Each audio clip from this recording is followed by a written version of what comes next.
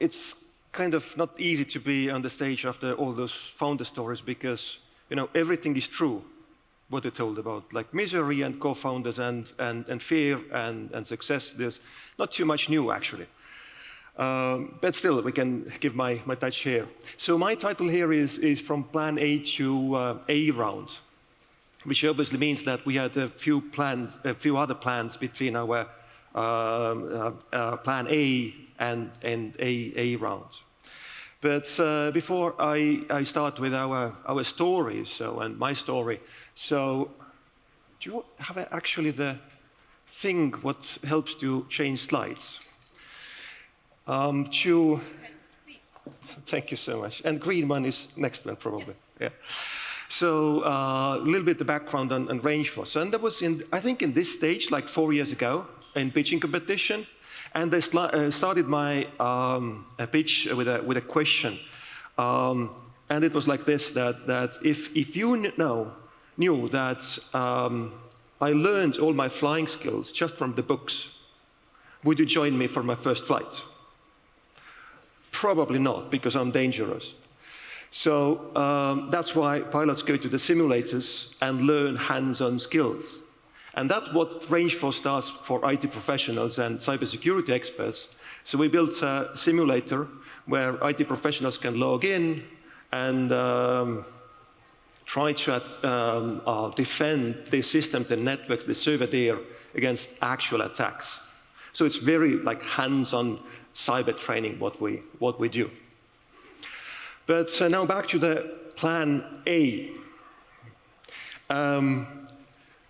Well, what we have done so far or reached, we just announced our A round, what was $16 million US. We've got offices in Tallinn, in US, in UK. We just opened one in India. So quite a bit for an early stage startup. But our Plan A was very different. We didn't actually plan to have a startup at all. So we didn't think that that's a good idea at all. And the story actually began, a few years even before that, before 2014, when we started RangeForce. And with the experience we got from the NATO Cybersecurity Center. So I used to work at ByteLife Solutions, was managing director there before. And my co-founder, Jaanus Kink, he was a head of services. And ByteLife and our team, we helped to build this cyber range for Estonian Defense Forces. And that cyber range became very soon home for our largest international technical cyber exercises in NATO. So pretty big thing there. So and obviously we learned a couple of things from there. How to build a cyber range, quite obviously, but also that in cybersecurity, defense is really hard. So even the NATO the top teams, they struggle to defend against real fire there, real attacks. And also what we observed was that in Estonia here, in our cyber ecosystem, we have that very good understanding how to train defenders. All that experience, what we have got from those exercises, we had it all here. So we kind of thought that we have something very unique there, and if we would start a consulting company, package all that know-how, and then build another cyber range for a friendly government or one of the top companies in the world, that would be really great for Estonian ecosystem, for us, obviously, for everyone. So we were pretty confident that this problem is important, which is obviously is. And we can really build something big here. Because we were like young company on that time, somebody asked that, would you care to join a pitching competition, like a startup pitching competition? We thought that's a very bad idea. Because startups, startup founders, like young people, flashy ideas, empty pockets, well, we want to do something really serious, right? Big money, governments, real, like high quality cyber, everything right like that. So it wasn't really a good idea for us. Now in background, kind of a side project, because we were just like two of us there on that time, and we had no engineers, but we thought we need to do something until we get to that zero cyber range building. So we organized Cyber Olympics for Estonian students in early 2015. And that was, at the beginning, for us, kind of a side project, because again, it was like a small for students and things like that, but we still wanted to do it like realistic game, kind of in lines of the cyber range, what we have seen in the NATO's exercises. So we went to IT college and talked to Margus Ernits, who is now our co-founder, technical co-founder and CTO, and asked that, can you help us? He agreed, spent with his team days and nights, didn't sleep like for a couple of months probably, but created really good game for students. And we got really it was successful events, and we discovered a great talent there. But still, we kind of looked at it as a side from the serious business. But in parallel, in our thought process, something else has happened. We kind of started to understand that in the cyber world, the cyber team is not the most important one. The cybersecurity starts from building things right, operating them in right way. And the analogy perhaps here is the Great Fire of London. So it wasn't so bad because there wasn't enough water in Thames, or there was not enough firefighters. It was really bad because there was the design of the city itself. It was almost impossible to deal with that fire.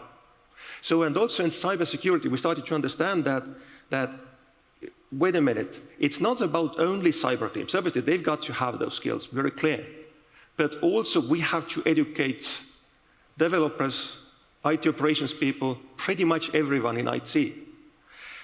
And that means that we've got to train not like top teams in the world, but literally 25 million IT people.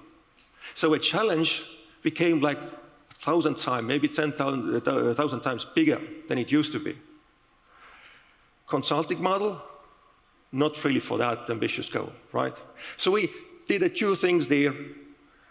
We had to obviously to build something, scalable platform for those trainings. So we went back to the Margus and asked that, would you, join us as a technical founder?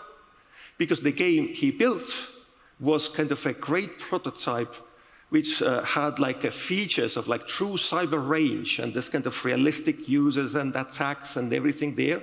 But it was fraction of the cost. There was something very important in tech level.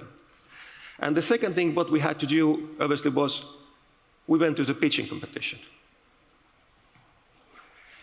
Now, plan B. By a miracle, and I don't really know how it happened, we got accepted to Techstars Accelerator in New York, Barclays program, in summer of 2015. And that was really great time. We had all kind of, me and Jaanus, we had more enterprise background. I started my career as a developer, then moved to Oracle, and then EMC Corporation, and then ByteLife. So, and suddenly, we had to learn how to build really scalable business in 90 days, right? That was tough. That was really tough. And that was not because of the program itself, but many things what we have learned in our, in previous experience, we had to kind of let it go, reinvent ourselves pretty much. And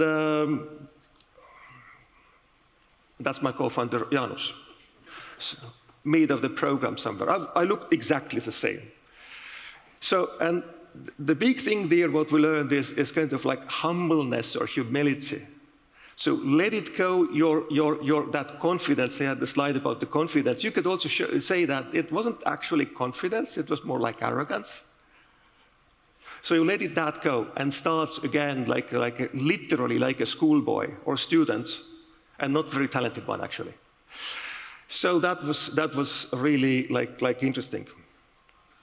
Now, Techstars companies supposed to get interest from the investors very quickly, and we also attracted investors, but they didn't give us any money.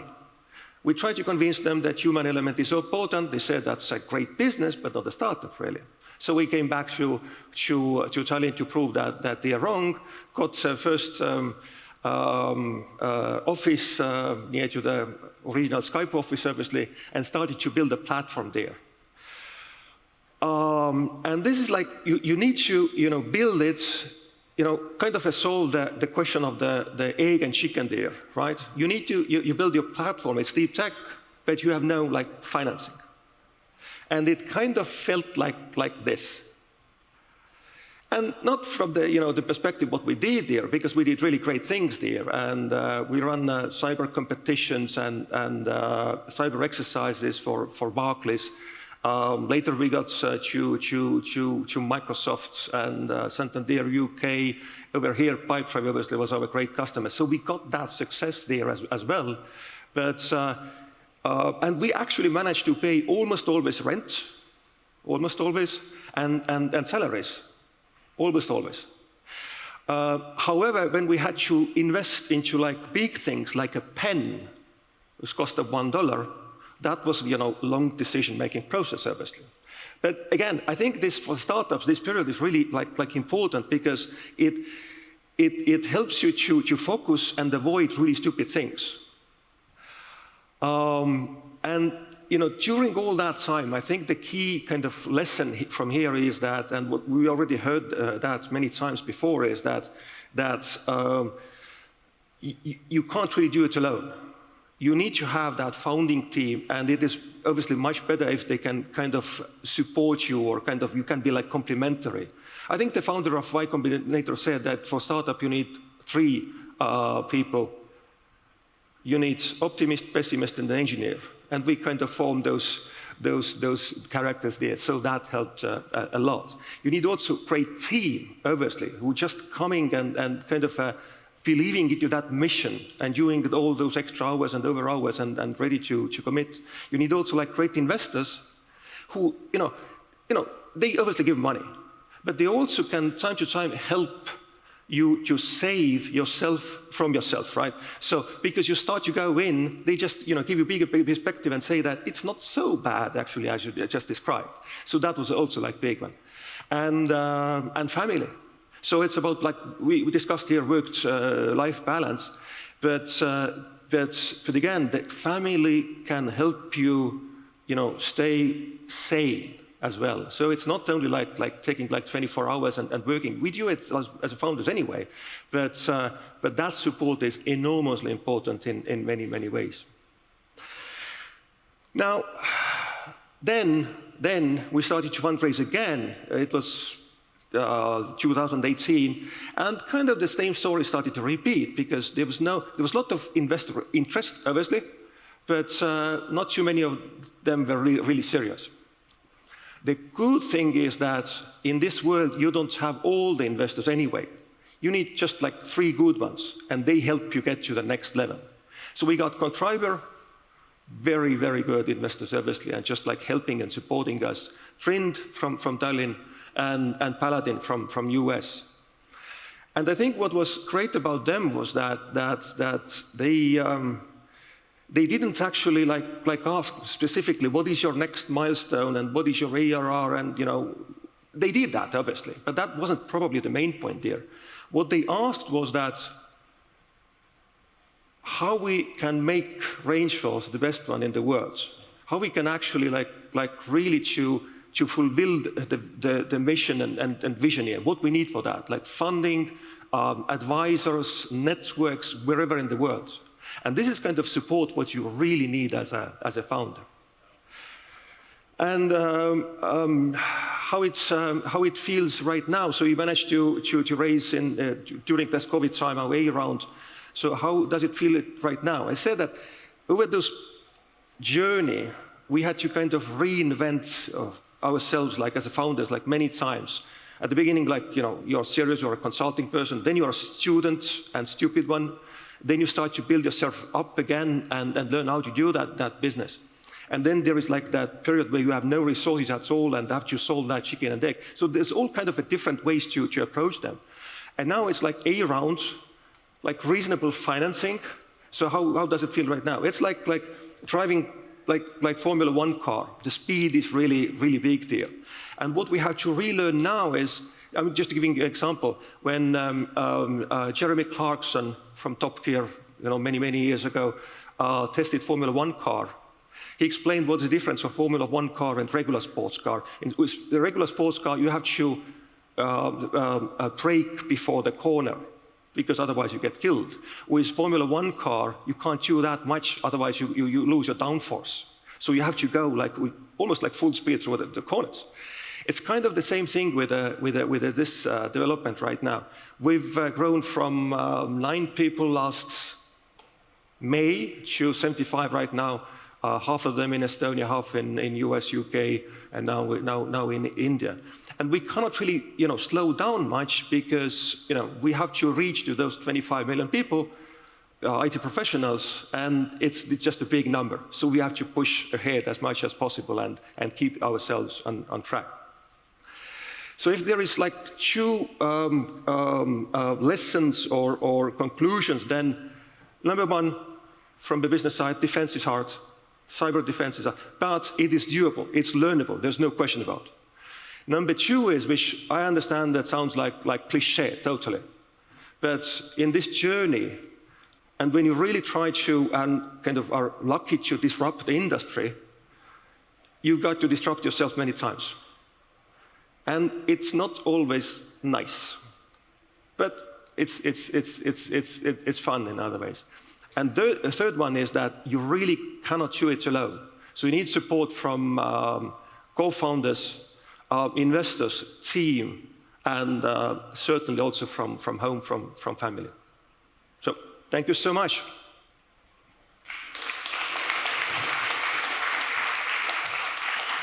Thank you so much for an interesting story. Before we wrap up here and go for a break, a question for you. You mentioned it's important to pick the right investors who would also support you.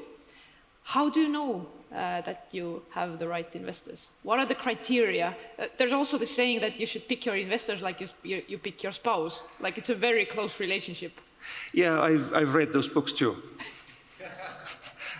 I think it's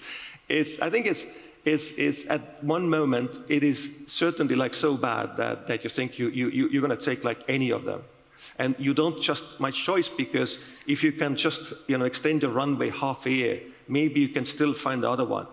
But from other perspective, it seems that if you present yourself, and again during our sales, during fundraising, you kind of sell your idea and yourself. So it is not perhaps 100% what you actually do, but it has to be like 90% level. You kind of have to show your true yourself or company self, and then probably the right match happens. So it's kind of similar when picking the spouse, right? You don't have to answer that one. Yeah. I just remembered our story, so yes. Yeah. Yes. Let's leave that for another discussion. Thank you so much, and we're going to a break from here. Thank you, Taavi. Yeah, thank you.